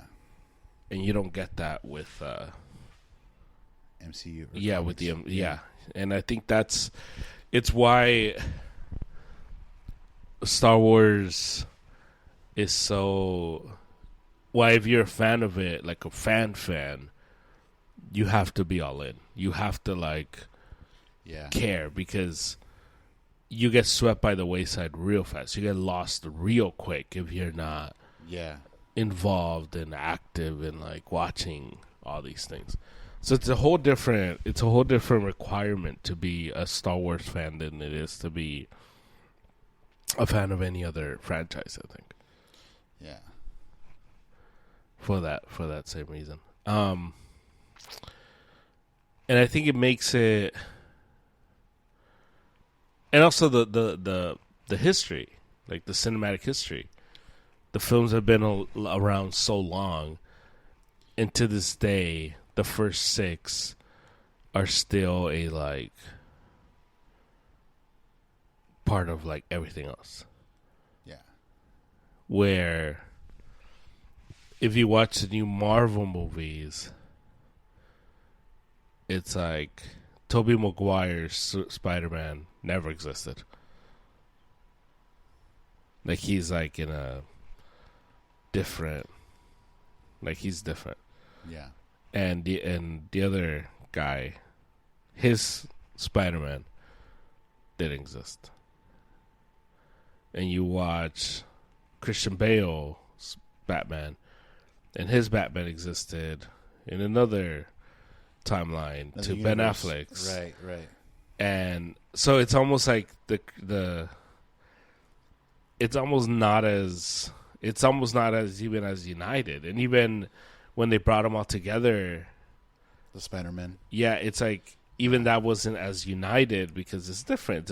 They're not attached. Where Star Wars, they're all attached. They're all connected. They all kind of they exist within the same universe. And that was established a long time ago. Right. Where there isn't a that was one Luke Skywalker, but here's another Luke Skywalker. And then we're going to have another Luke Skywalker. We're going to redo the Obi-Wan Kenobi story all over again with some new guy. That doesn't exist. This is a story. Yeah. And that's it. It is getting messy with the Marvel stuff. Right? Yeah. Because that's what they're going with this right now, the multiverse. Right. Where, and it's... I was talking to a coworker of mine, and because he went and saw the new Deadpool and Wolverine. Yeah. And he was like, I didn't like it. And I enjoyed it, right? Yeah. I'm a sucker for all the Easter egg stuff and the cameos. And, And he was like, it doesn't feel like they have a overall direction with the multiverse stuff. And he's like, I get it. Sure, we get to see Tobey Maguire because it does seem like cameos galore. Yeah, and he's like, I kind of miss when movies, MCU movies, Marvel movies, comic movies. He's like, when they were linear, when it was a complete story within just the movie, right? And this all leads up to the Endgame, the Thanos thing. He's like, up until that point, all the movies could function as their own standalone movies. They were within the universe. Yeah. But if you went and saw the first Iron Man and you watch it beginning to end, you're like, that's a complete story. Right. Then you make the sequel. Yeah, you can make the sequel to a complete story. Right. Boom, you make Captain America and you see his origin story. Okay, that's a complete story. Boom. And they're still connected. And they're linear in that sense that they're part of that universe at that time. Right. Endgame happens, right? Mm-hmm. It's the end of the story. Iron Man dies. Yeah. Spoiler alert, If you're that late, I don't know what to tell you, bro. Imagine. Yeah. But it's, you know what I mean? It's okay. Some 10-year-old is what? He's like, nah. He's that one video of the security guard. He's like, no, So, but yeah. So my mom was going to show it to me tomorrow. Yeah. So, but they happen to stumble across our pod, the night before. Just random. We're gonna listen to this 2-hour podcast. Yeah. And so he was like, I miss when the movies led up to that, the ending. There was a beginning, there was a middle, there was an end, and now we've reached, the after part of that moment. Right. Yeah. And he's like, it feels like they don't have it feels like they're not going one direction with the movies anymore. Yeah, and it's getting too crazy with all the multiverse stuff. Right. And I'm like, yeah, I can see that, And I was like, it. And they have made some movies since that do feel like those standalone, like the Shang-Chi one, the Asian guy. Yeah, that one was a good Marvel movie where it's like they tied it into the universe, but it's his movie, it's his story. But with the rest of them, it's like, dude, they're kind of all over the place with the timeline and just connecting all the dots and having this guy meet this guy and blah, blah, blah. And they do it in the comics. That is the thing in the comics where it's like, oh, yeah, like the Peter Parker from this universe meets this guy. And but that's one of the benefits of like it all being on paper and they're just, they're pages, right? Versus when they're movies, like you have to have actors all moving the same direction and directors exactly, and the scripts all got to be, because you're kind of making it up as you go along, kind of. Whereas like if you're making comics, it's like you can sit in a room and get it all done and have the artist draw it up, and you're like, okay, well, that's the story, right? But with the actors, and then obviously too, like the whole like they had Jonathan Majors as Kang, and then he's in court, right? And now Robert Downey Jr. is recast as Dr. Doom, even though he was Iron Man, and you're like, well, I love RDJ. Yeah. Don't get me wrong. And when he died as Iron Man, I was sad. But I'm like... So he took that other guy's spot, the black guy's spot? No, so he's playing another character. Oh, another character. Gotcha. So John Majors was going to play Kang, who is a villain, right? But... Robert Downey Jr. is going to play the villain for the Fantastic Four. Oh, okay. Victor Von Doom. Uh-huh. And so now they're making all these memes, like they're using like the Tropic Thunder, right? Like I'm a dude playing a dude disguised as another dude, blah blah blah. Yeah.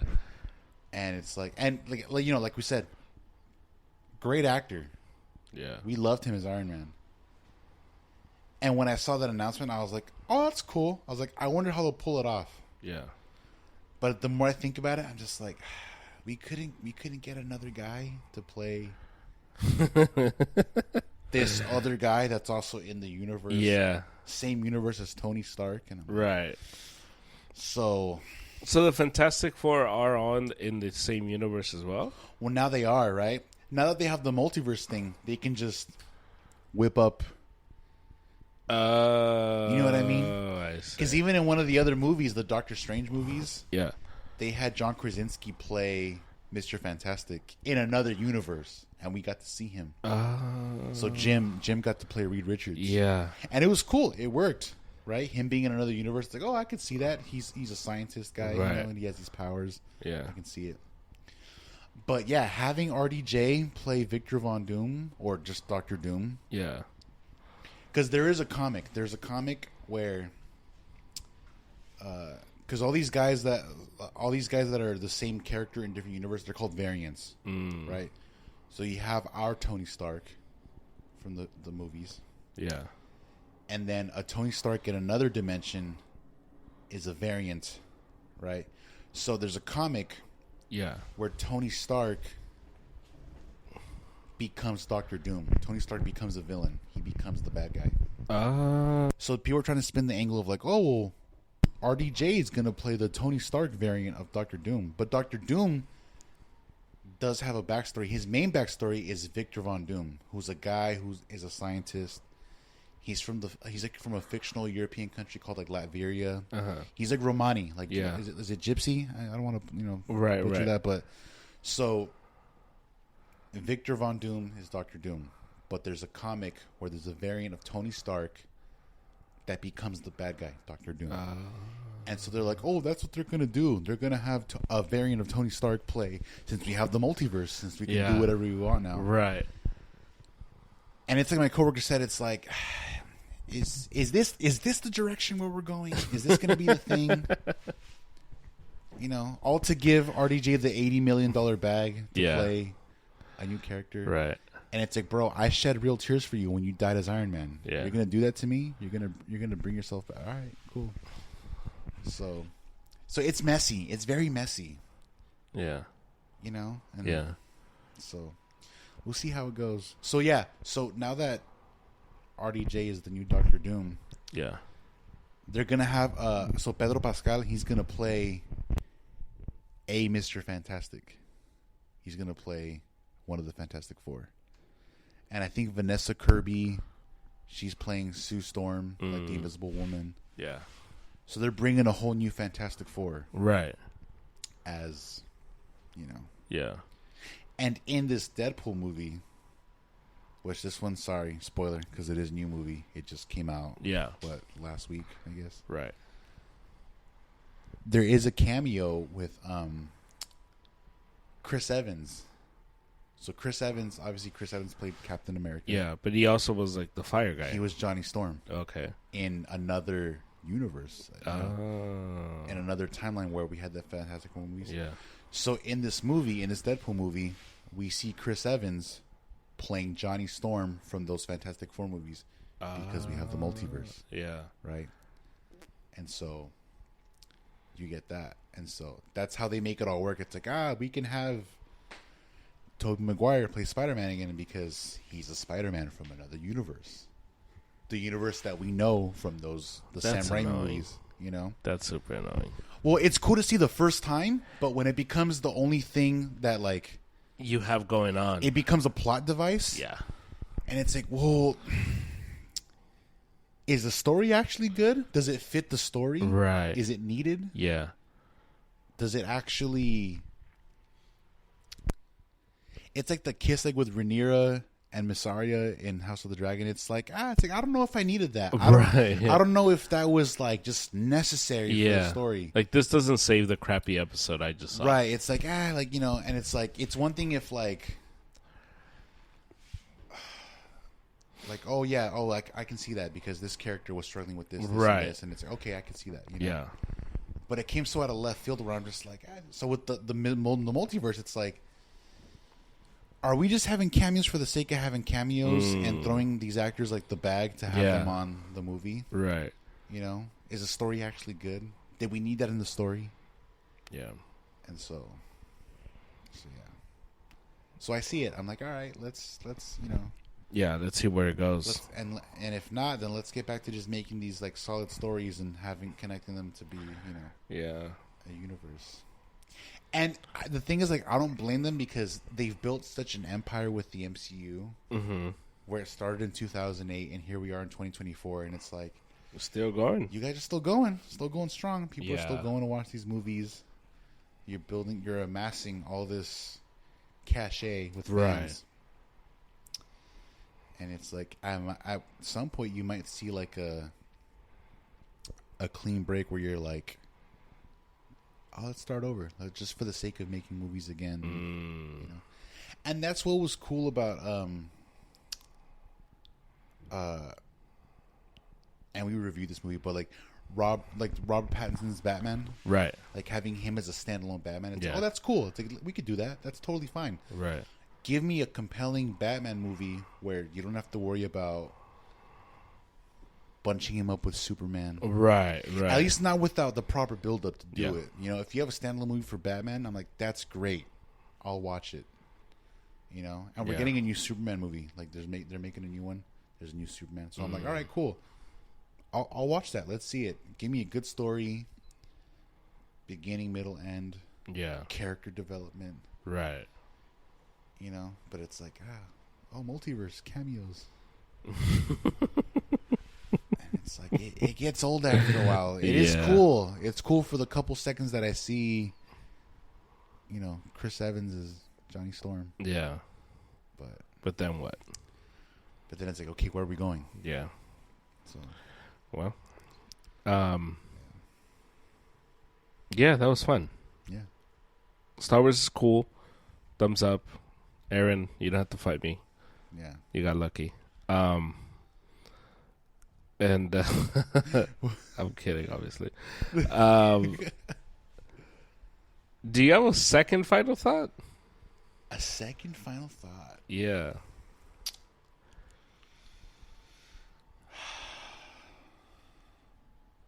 I don't think so. No. I'm tapped out. Okay. Yeah. What about you? I'll give one. Let's see. How many do you have? I want to ask. Like, because you write them down. I've written them down in the past, too. Yeah.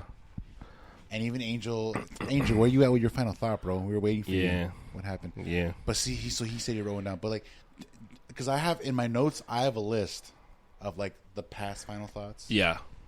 Do you have one? And, like, how many do you have? I have a list of, like, 15. Nice. Okay. Yeah. So I write them down, and then when I feel really strongly, I'm like, okay, now it's time. Gotcha. Okay. I like that. Because I write down ideas, and then it's like, yeah, Right. sometimes I feel it, then, hey. Sometimes you're like, I'm not too passionate about that one anymore. Right. Okay. Yeah, that's... My final thought for today, second final thought of the night.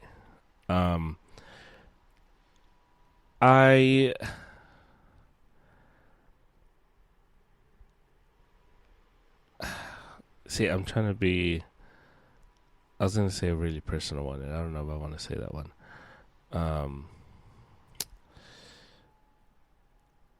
Yeah, I'll stay away from that one. Maybe Tell me off the record. Just for me. No, I mean I'll Yeah. I'll give it, but not today. Not today. Okay. I was gonna. So we had a conversation earlier about just passion and like Right. Drive and the things you get passionate about. Stephanie said that I don't have high expectations for anything except for like the teaching stuff. And my final thought is I think it's time that we start returning back to like high expectations on things. 'Cause I think it's good to have a high expectation on whatever, friendships, work, right. hobbies, interest. Like if you're gonna do it right. If you're gonna be passionate. Right. Yeah. No, I hear you. Because I think one of the things that I see a lot right now is this like push for casual and this push to like be well balanced and have a lot of interest and don't just like get stuck in one thing. Right. And it's like, I don't know, like I think it's good to kind of go all in on one thing. Go all in on the thing you're good at. I was watching this. It wasn't a TED Talk, but it was kind of like a TED. It was like a talk, but it was like in Spanish. It was this professor in Mexico saying, and I was just like, dude, you're right. And so he was saying that the problem with one of the problems in Mexico is that people aren't pursuing the things they're good at. And because they're not pursuing the things they're good at, we get less prodigies. Right. Because our mentality is to be well-rounded. And he was saying to get prodigies, you need to be unbalanced.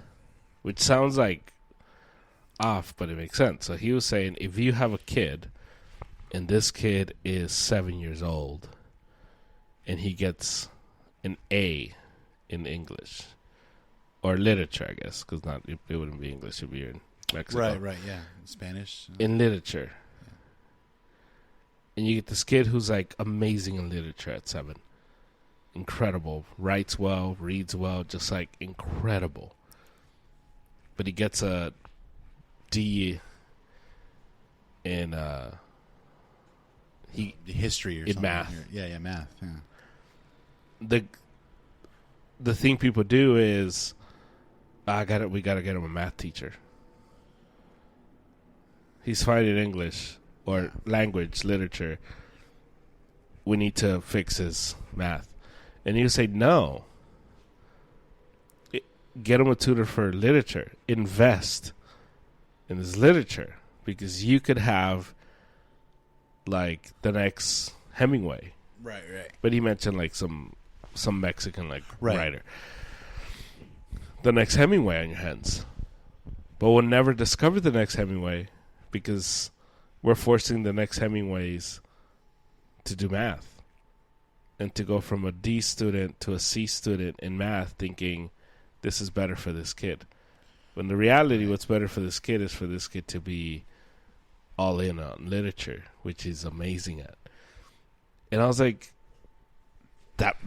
yes. Yeah. Yes. So I think we should return to that. I think if you are good at something, go all in. Push the chips all the way in. I think this idea of balance, this idea of, and I've always felt this way, this idea of like, I need to have a well balance and there's too much on my plate. And it's like, dude, welcome to life, bro. Like, we all have a lot going on. Figure it out. Right. And I just think it's important because I think it helps. I think it, I'm sure you play music, and I think it's healthy to play with musicians, and you can correct me if I'm wrong, that have a high standard themselves. Of course. And if you're playing with musicians that are casual about their craft, you become casual about your craft. Yeah. And I think it's time that we go back to being passionate about what we want and right. and being about it. And I think I saw that lecture. It was an incredible lecture. It's like an hour long or something like that. And I was like, dude, this makes sense. Like, yeah, like, and I'm not advocating for people not to be good at math, but like, right. No pun intended. Like, I think there's a balance where it's like there is an extreme, like there is like an end on the spectrum. Yeah. If you do focus too much and it becomes like self-destructive, of course, you know what I mean? Yeah. And so like, if we do have a kid who's like the next Hemingway or whatever, it's like, let's make sure he can like add and subtract and like the essentials. Yeah. But definitely do be like, yo, bro, like work hard and But like a D in math means like maybe you suck at divisions and maybe like really long divisions. Right. But I'm sure you know your timetables. Like I'm sure like 2 + 2 is 4. Yeah. I'm sure you're fine when we go to the store. Right. Because even like the dumbest person in math is able to like do the simplest like life, because life math is different than classroom math. Oh, for sure. And I think like that. I think that was that guy's point. Like, right. Like we're gonna like stuff this kid with algebra, and it's like he's never. Yeah. Never gonna like literally, he's never gonna use that. Yeah. It's like maybe just teach him how to manage like a bank account and just, right. And just and just go write books and sell them, bro. So because I just think like no, I know what you mean. Because also too, there's a narrative that, and I see this with kids. Yeah, because I've been working with kids lately. Right. But even with like adults, like when they take up hobbies, they're like, I'm no good at all this different stuff, and I'm like, that's okay. You do not need to be a great like, because you brought up like the music thing. Yeah, I play music, right? Yeah, I'd like to say I'm pretty good at it. Right. I draw too. I like to draw. I doodle, and when I'm with the kids and I'm drawing stuff, they're just like, "Man, you're so good." They're like, how did you get so good? And like I'm not that good and blah blah. And I'm like, hey, like so okay. One, you need to practice. Like that's I was your age drawing horrible stick figures. I got better. But even if you're not that good at it, it's like that's okay. I'm sure there are things that you do a lot better than I do. Yeah. Right. And that's totally fine. Yeah. There's a narrative that in order to attain that balance, you have to be well-rounded and good enough and proficient at everything. And it's like, that's not the case, bro. No. And it's funny that you mentioned math because I was pretty bad at math in school. Like Yeah. I could get the concepts if you work with me long enough, but I knew from the get-go, I was like, bro, I'm not into math. I don't like math. I do like English. I'm creative. I like art, music, history and stuff like that. Yeah. But math, I was kind of like, I don't know if math is the one for me. Right. And it's worked out where, like, if I've focused since then, I focused on music. I focused on art. I like reading and stuff like that. Yeah. And it's like, I'm okay, y'all. You're gonna be okay. I'm okay. You're gonna be okay. If you're not good at, drawing your music, that's okay. Because I also like for example, like my sister, very studious. Mm-hmm. She does not have a musical or artistic bone in her body. At least not the way I do. Right. And she'll kind of want to like self-deprecate and be like, I was like, but Vicky, like you rocked it in math in class. Yeah. You got your bachelor's degree in 3 years. Yeah. Like you crushed it. Yeah. In academia, you crushed it. Yeah. That's not Would me. have never. Yeah. That's not me. I can't do that. Yeah. And so it's like we all have our different strengths and talents. Yeah. And like Germ said, if you have strengths and talents, hone those. Yeah. Chase them. Yeah. What's the kick saying? Like, there's the guy that practiced the one kick 10,000 times. Right. And that's more deadly than the guy that practiced 10,000 kicks once. Right. Yeah. So it's like, it's, Yeah. it's okay to stunt and, flex on what you can stunt and flex on. Yeah, exactly. Yeah. Ain't nothing wrong with that. Yeah. You do you, boo. That's my final thought. Yeah. I like that. Cool. This was fun. I'm looking Very forward fun. to breakfast tomorrow. Yes. Uh, Today, you mean? Today, yeah. In a few hours. Yeah. I'll talk to you later. Yeah.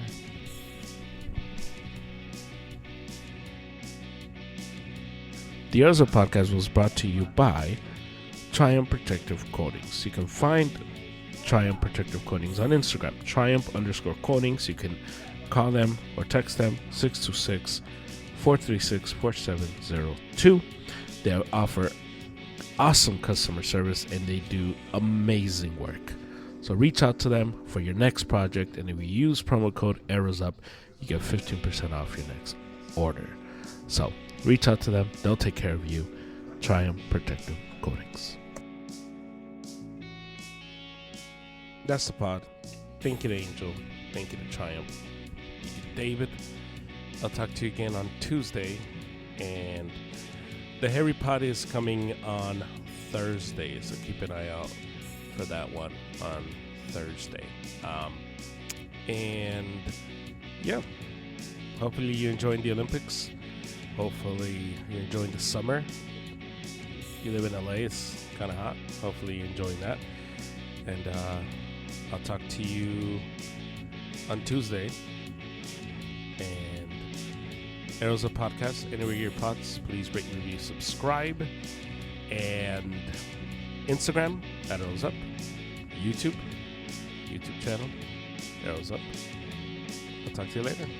Let's go Sox.